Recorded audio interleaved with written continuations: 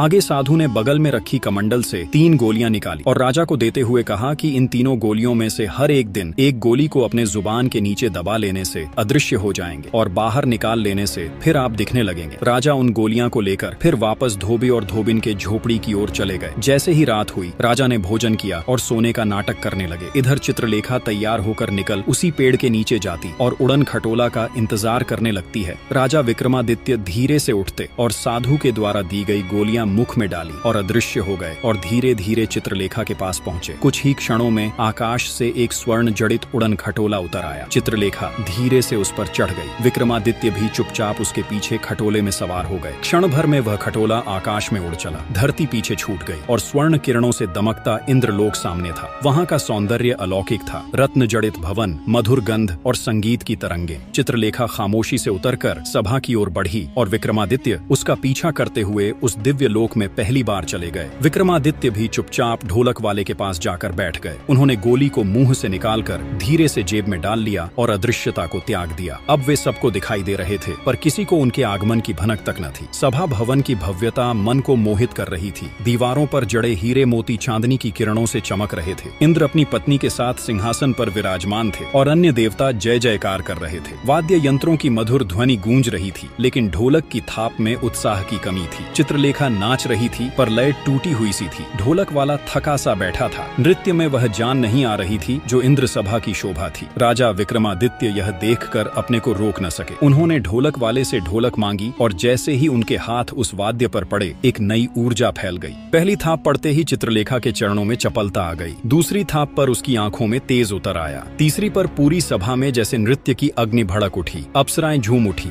देवगण मंत्रमुग्ध हो गए और स्वयं इंद्र की आंखों में विस्मय झलकने लगा। उस रात इंद्रलोक की सभा में ऐसा नृत्य हुआ जो युगों तक दोहराया नहीं गया। हर कोई विस्मित था, लेकिन किसी को यह भान न था कि वह ढोलक वादक कोई साधारण मनुष्य नहीं, स्वयं उज्जैनी का सम्राट विक्रमादित्य है। नृत्य समाप्त हुआ। इंद्रदेव ने प्रसन्नता में पारितोषिक देने की आज्ञा दी। अप्सराएं वही पुरस्कार ढोलक वादक को देने लगीं, लेकिन वह जानता था कि यह सम्मान अब किसी और का है। वह ढोलक वाला कई बार ऐसे पारितोषिक प्राप्त कर चुका था, इसलिए उसने वह दिव्य हार विक्रमादित्य को दे दिया। विक्रमादित्य ने वह स्वर्ण जड़ित हार लेकर चुपचाप अपनी जेब में रख लिया। सभा विसर्जित हो गई। जैसे ही चित्रलेखा उड़न खटोले की ओर बढ़ी, राजा विक्रमादित्य ने तुरंत गोली को फिर से जिह्वा के नीचे दबाया और अदृश्य हो गए। वे चित्रलेखा के पीछे पीछे उसी उड़न खटोले में चुपचाप सवार हो गए, जो आकाश की ऊंचाई से जैसे ही खटोला नीचे उतरा, चित्रलेखा उतरकर अपने झोपड़ी की ओर चली गई। विक्रमादित्य भी उसके कुछ क्षण बाद अदृश्य रूप में बाहर निकले और चुपचाप अपने कक्ष में आकर शांति से लेट गए, जैसे कुछ हुआ ही न हो।